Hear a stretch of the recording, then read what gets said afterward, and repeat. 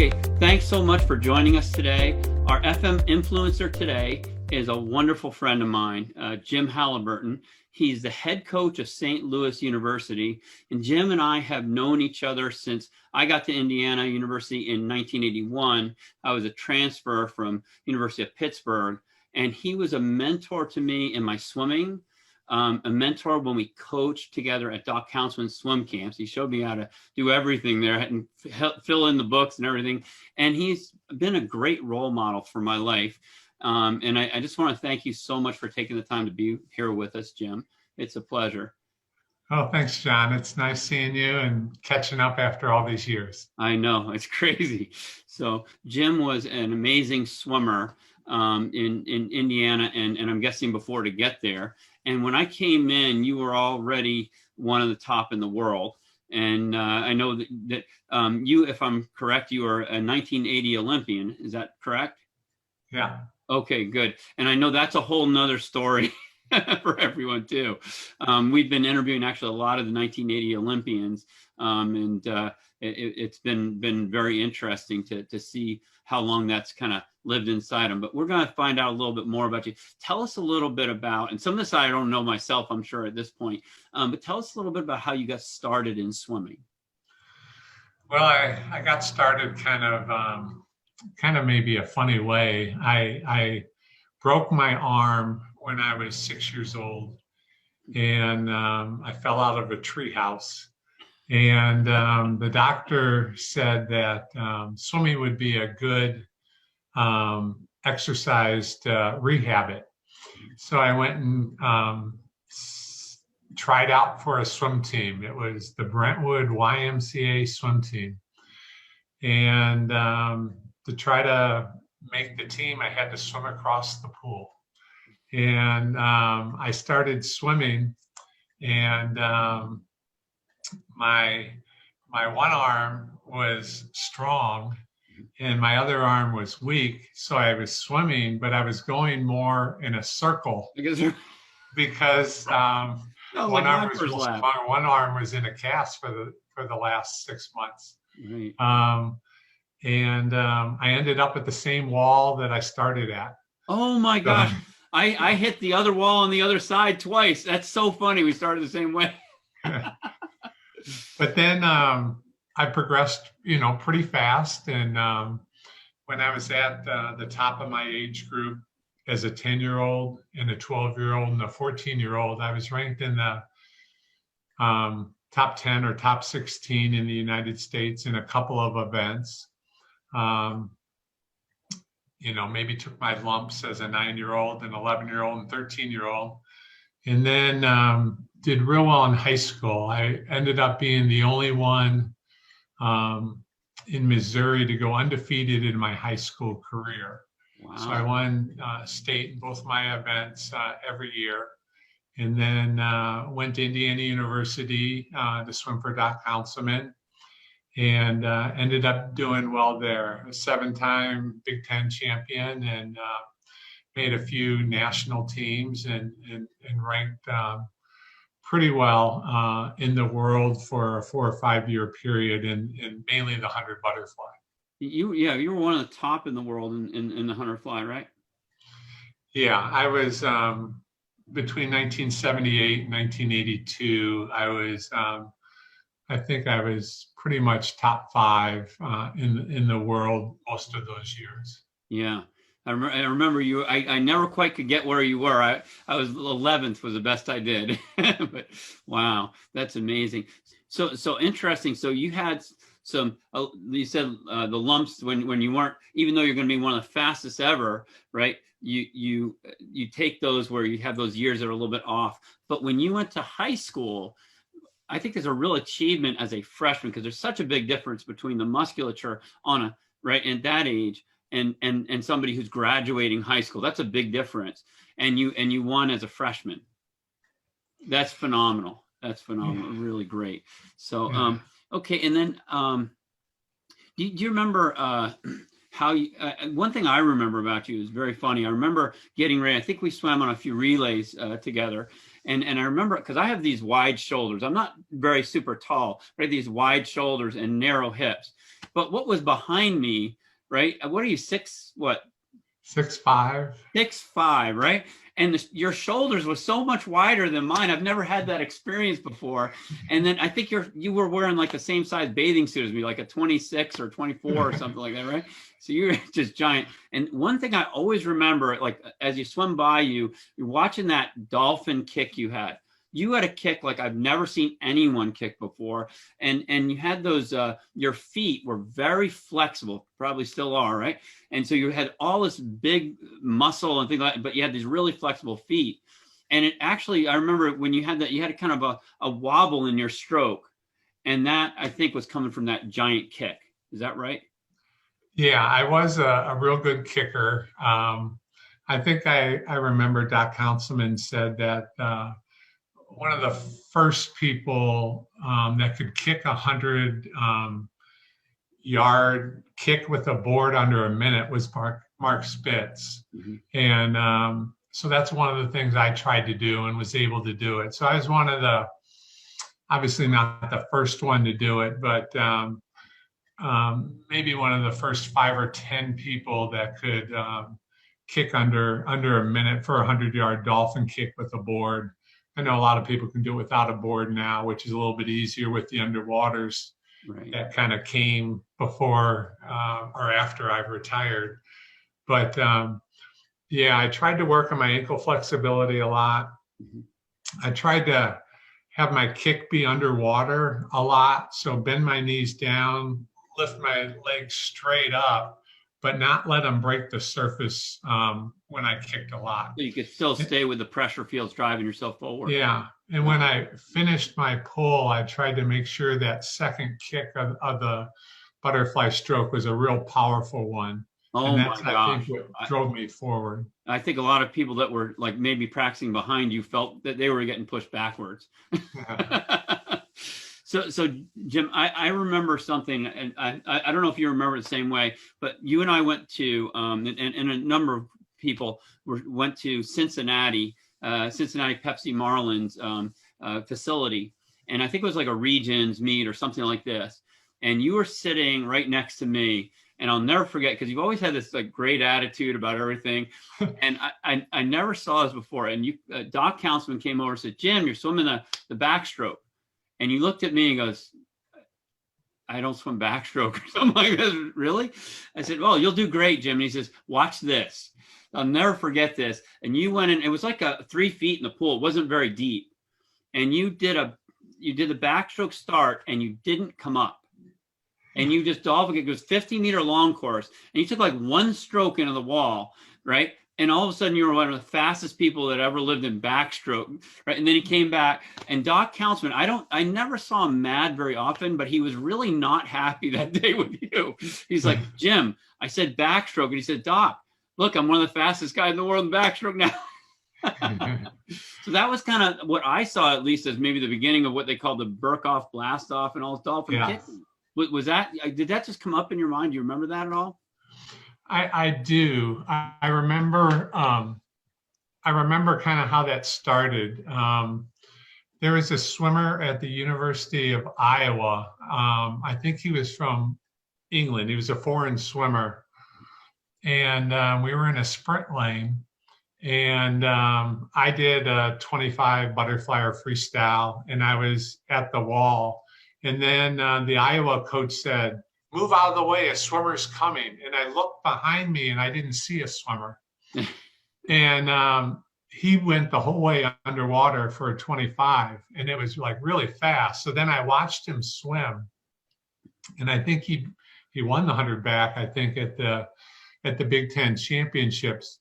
So then I remember I swam against him the next year at it was an invite at University of Illinois. And I had my goggles. You used to not wear goggles right. On backstroke. I never wore goggles in a race. I needed goggles, but I wore goggles, and I kind of looked out of the corner of my eye, who was faster underwater, me or him? And it was me. Mm-hmm. So then they had no rule about how far you could go. Right. So to get back to that race to go, I did 50 meters underwater. I came up when I saw the far flag. So 45 underwater, took one stroke, did the turn. But boy, I learned a lesson. It went into oxygen debt, and you need to breathe a little bit more than that. So Right. that was before, obviously, that was maybe the late 70s, early 80s. So before Burkhoff, I think he was Yes. maybe Definitely 88, before Burkhoff for sure. I yeah, remember when he came up when 92. they started calling the Burkhoff blast off. I'm like, wait a minute, I know who did that. Yeah. So I think I was the first American to do it, but I saw, I can't remember his name, but I think he's from England, the first person that I saw do it. Mhm. And I ended up doing a little bit of backstroke after that in Masters too. Okay, got it. Yeah, and if you look at that, and I don't know, again, so much has gone from there. I remember when I swam off the first person that did freestyle with that dolphin kit, and it seemed to just keep rolling from there. But you are such a fantastic dolphin kicker. I don't know anybody that could keep up with you.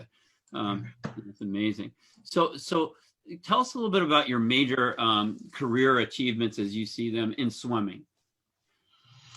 Well, and swimming, what I'm proud about is, being ranked in the top, I think it was top 10 back then as a 10-year-old, 12-year-old, 14-year-old. I got my first number one ranking as a 17-year-old.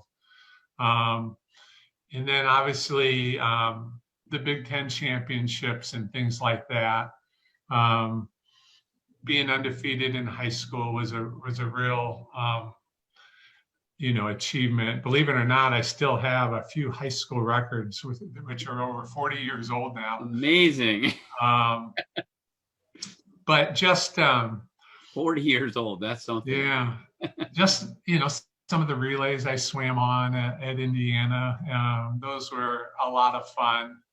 I actually only won 2 national titles, and it was the very first event I swam at nationals and the very last event I swam at nationals, which is kind of funny.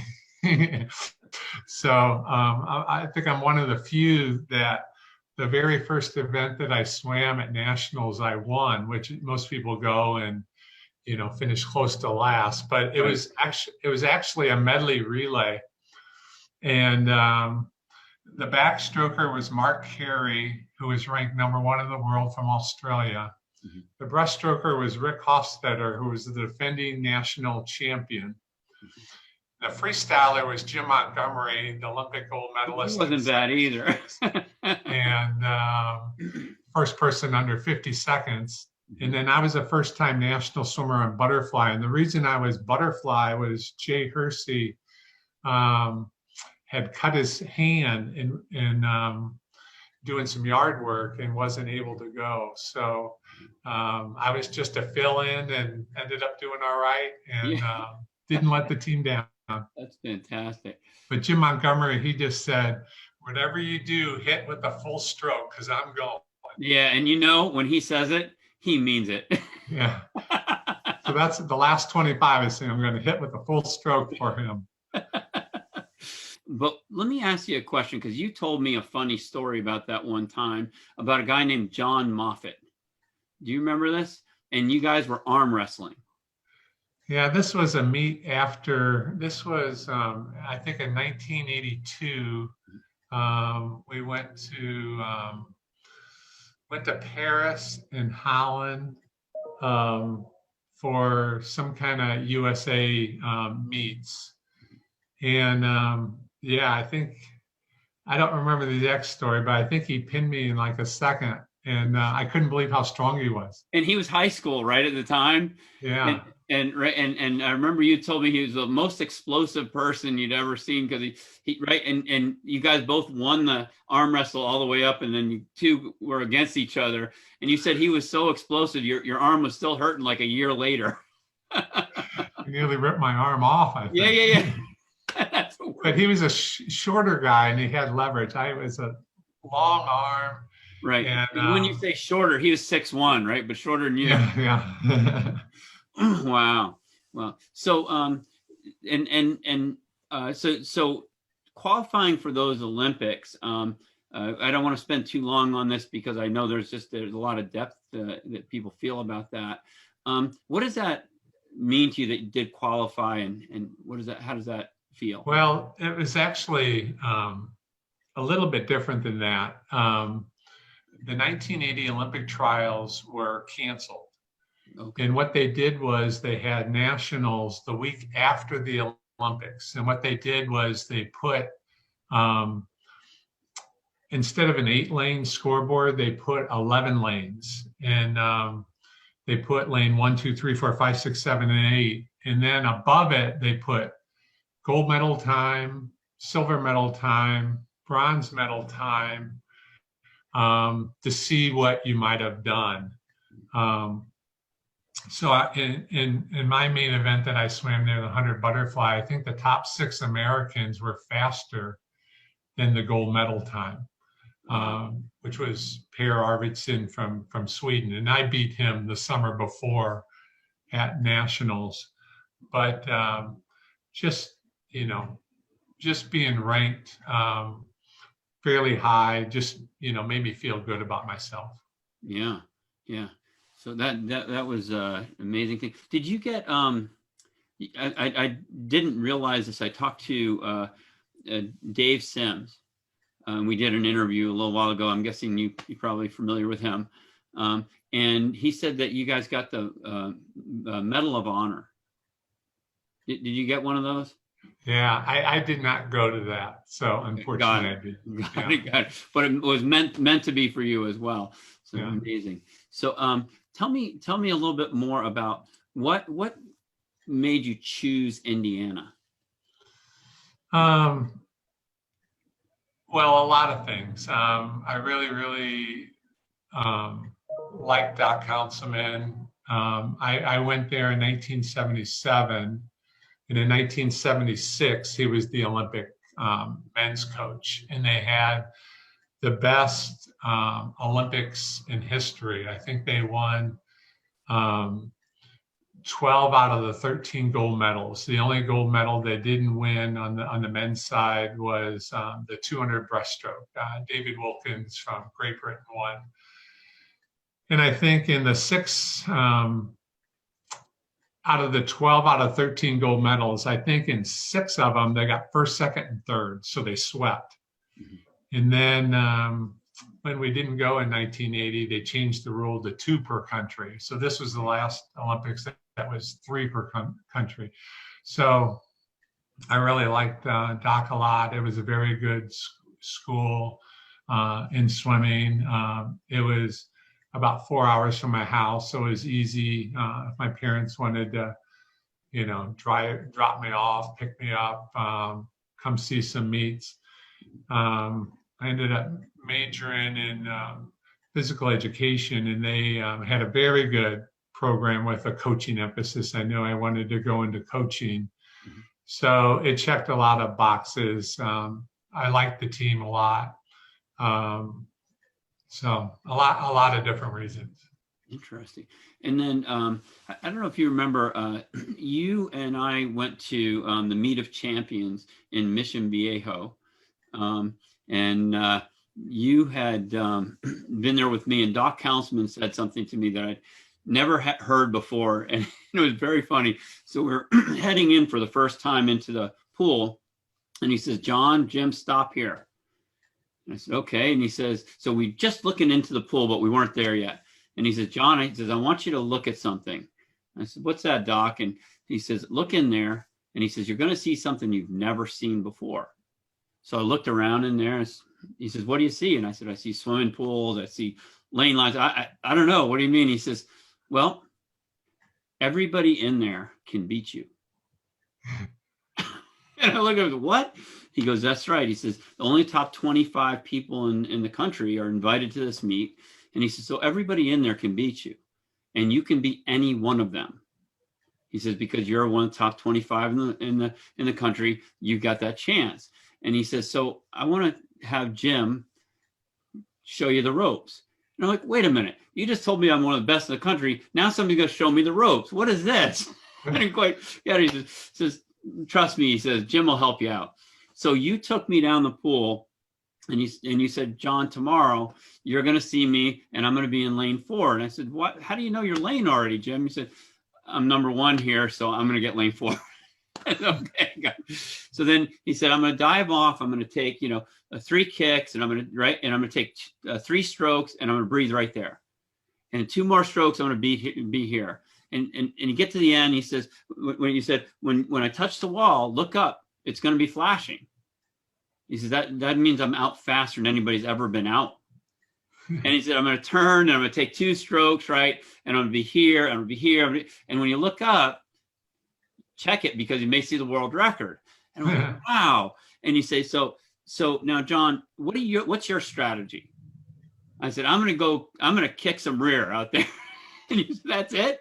That's all you have? There's no strategy at all. So you were the first person, I think, ever in my life in swimming that taught me there was actually some kind of strategy that was going on in there. I was just going in there full energy, and the next step was more energy, and that was about it.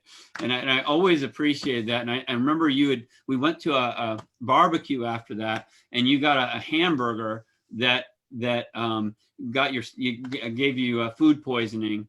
And so the next day wasn't quite exactly what you wanted, but I'll never forget that advice. And I teach all my swimmers. Actually, now we build strategies for our swimmers, things like that we work with. And that's all back to you as a thank you, because most of them have no idea, like I didn't have any idea, that there's actually a strategy going on in there.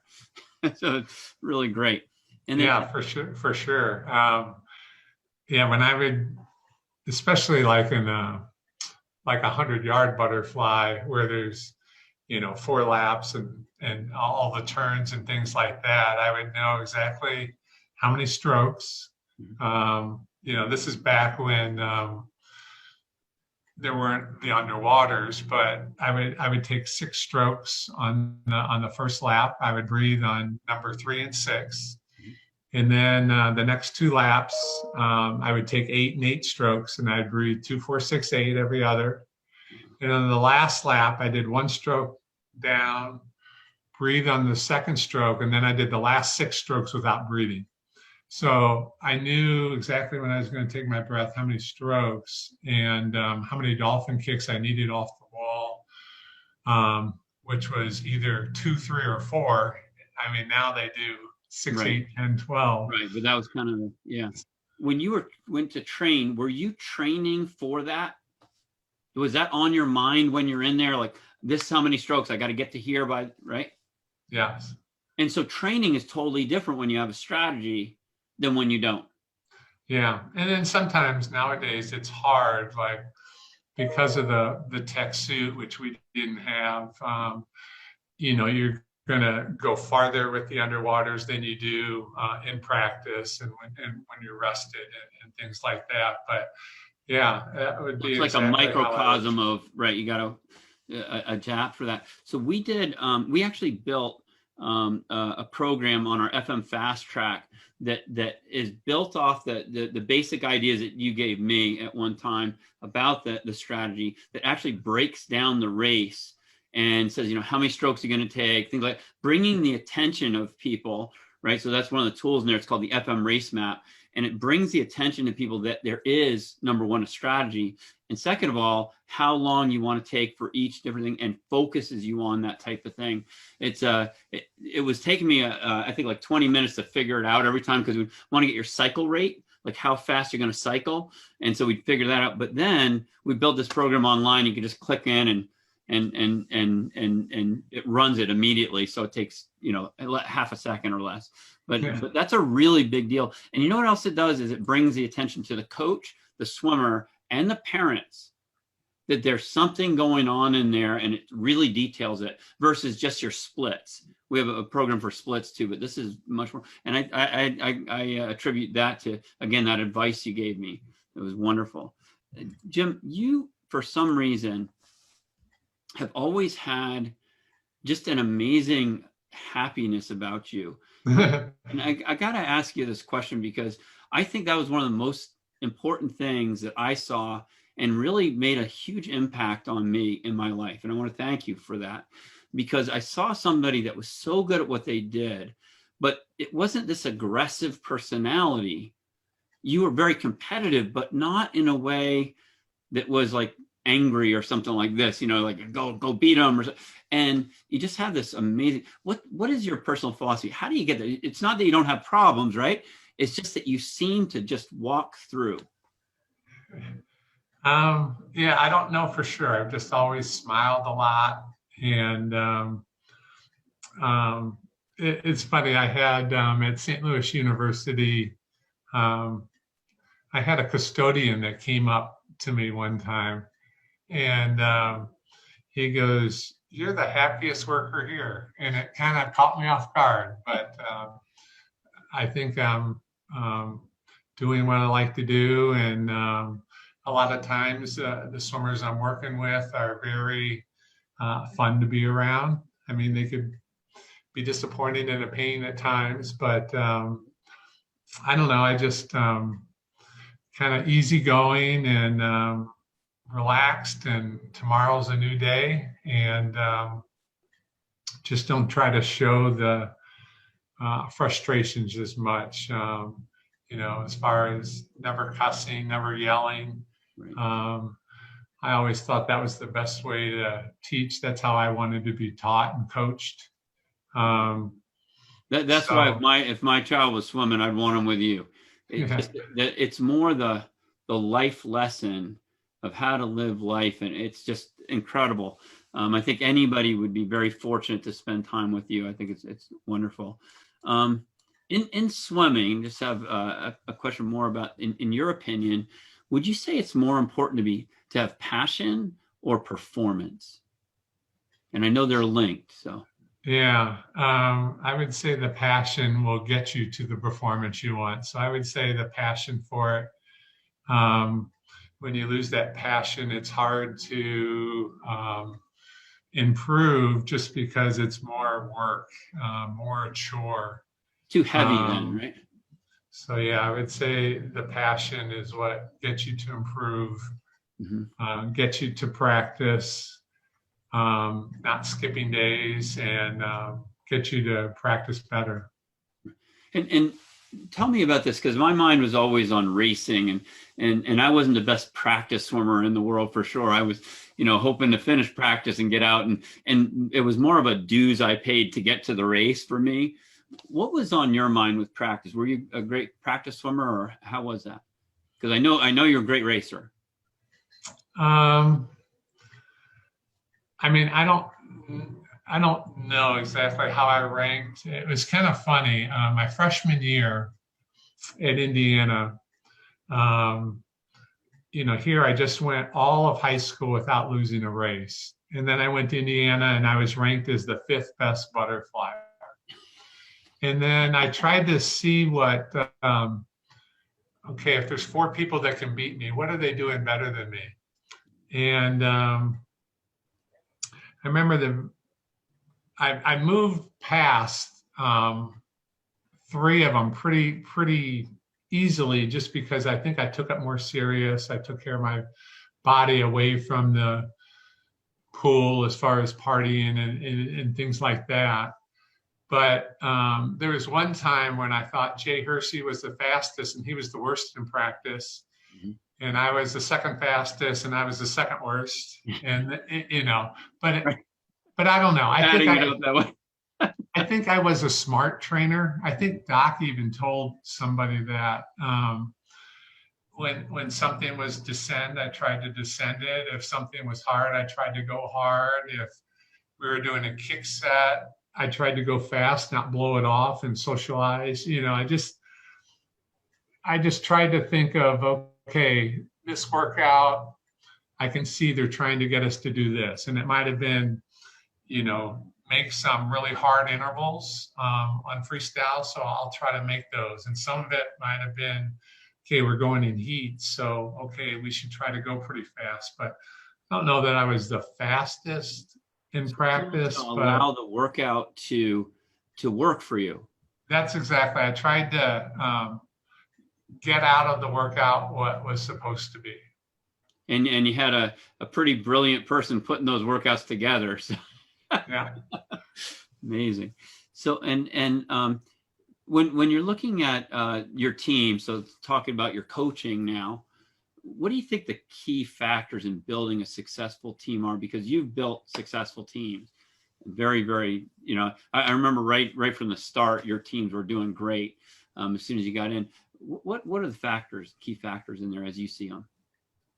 Well, I think our teams have done well. A lot of people might look at our teams and say, well, they're not that good, but a lot of it is, how many resources you have, how much scholarship money, what are your facilities and things like that. But I just think the most important thing, and I tell all the recruits, is we want you to improve. Mm-hmm. So if you improve, and Eddie Reese at Texas has said this numerous times, he never talks about winning NCAAs. He just talks about hitting best times. And his swimmers are good enough that if they hit best times, they're going to place really well and they're going to win. So everybody asks me, what are your goals for next year? What are your goals 5 years down the line? My goal is always the same. I want the swimmer to improve. So my goal for the swimmer is to improve, and I want the swimmer's goal to be able to improve. And we're going to work together on that goal. So I think that's, the main thing. And obviously try to build a culture of hard work and accountability and wanting to be at practice. And if you don't want to do it anymore, don't do it, Right. But I think you can work hard and still have fun. So I try to, believe it or not, I've coached more practices than anybody ever, just because of the nature. We've got a small pool. I run a lot of practices. I've coached college for 20 years. I coached high school for 20 years before that. And I coached club all 40 years that I was doing both, and coached summer league and masters. So, I might be, coaching, 30 practices a week, whereas, a lot of coaches might be 6 or 8 or 10. Right.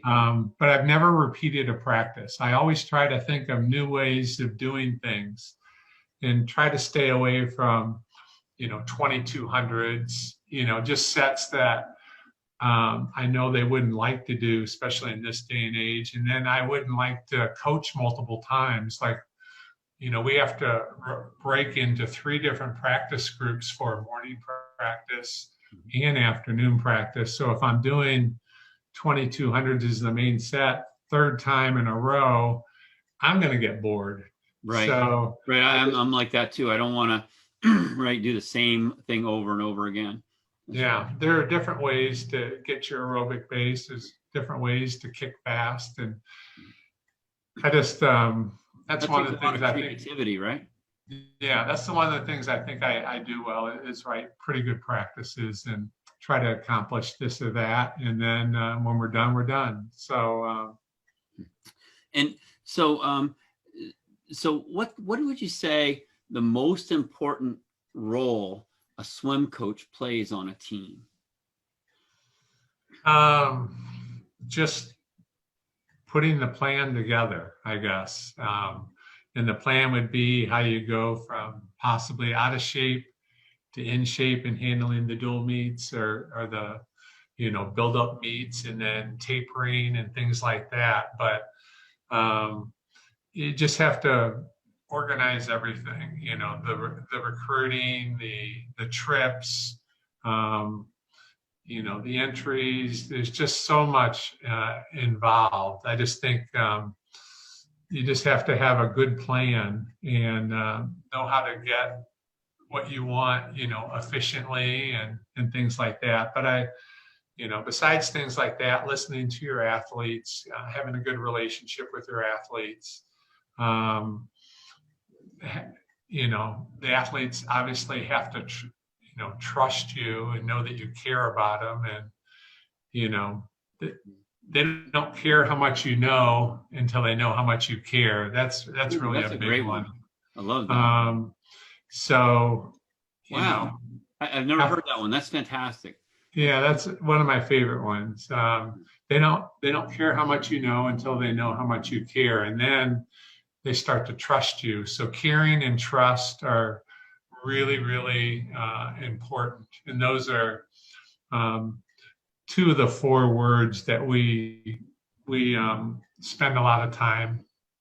Gratitude is one that we spend maybe the most time. Being thankful. A lot of people going back to um, you thinking that I was always happy and in a good mood. But if you're thankful, you can't be both thankful or have gratitude and be um, grumpy at the same time or upset. Good So point. yeah, the gratitude will come over. So, we want all of our swimmers to thank all the coaches every day at practice. Mm. And that builds a real good relationship. Wow, that's fantastic. So you really focus on the it sounds like the relationship with the swimmer, and once you gain that relationship together, you can work really well together. And so as a swimmer, seeing that side of it, what would you say? Because you've been on the swimming side, now you're on the coaching side. Now going back to the swimming side and saying, what would you see the most important role of the swimmer is to help the team? Um, I guess obviously a good leader. A good leader would be, when the coach says get in the water on time. If the coach says 10 100s, you're going to do all 10. You're not going to take a bathroom break during, number 3 and number 7. Being a good teammate, encouraging others. It's so much better to get through a practice when come on guys, we're halfway, or come on 3 more, or last one, fast one, or things like that. I think all that goes a long way. Yeah, and you are certainly that type of person that would, when you're in the water, oh, you can do this, and we always say, what's the difference between the leader of the lane and the first person in the lane? And there's a big difference. The first person just goes first, right? Yeah. But the leader of the lane connects with everybody, he motivates everybody, right? They may not be the fastest swimmer in there, but they help everyone. And it's interesting that you said nothing about performance when we said what's the most important role that your swimmer plays a team. So that tells you a lot about what you believe in for the kids. It's about that relationship. It's about developing the character inside, of yourself and really contributing. And then you'll see fast times, like you said with Eddie Reese, focus on improvement, whether it's yourself, and improving, how you relate to people, or whether it's you getting faster and faster. I remember we had worked with some really great people, and I was talking with Wayne Goldsmith the other day from Australia, and we were having a Zoom meeting, and he mentioned this guy, and I don't know if you remember him or not, but we worked with Doc Houseman, obviously, Dave Tanner, which we both know and love, but Ralph Richards, you remember him? Yeah. Oh yeah, of course. And he says he's having such an amazing impact on Australian swimming. And he has for years. I didn't realize that Ralph was down there, but I remember. No, I didn't either. We had some great people. He says he's making this huge impact on everyone down there with his ideas. And it was just a really neat time. So yeah. Jim, I can't think. I could go all day here with you. I really appreciate your time, and I want to thank you for sharing this with all our viewers. And I hope and wish you the best of luck out there, and look forward to hopefully we can keep in touch a little bit more. Oh, thanks, John. I enjoyed doing it, and hopefully I've got a few things that people thought would help them. Oh, I think it definitely will be. Thanks again, Jim. Thanks, John. All right. Bye.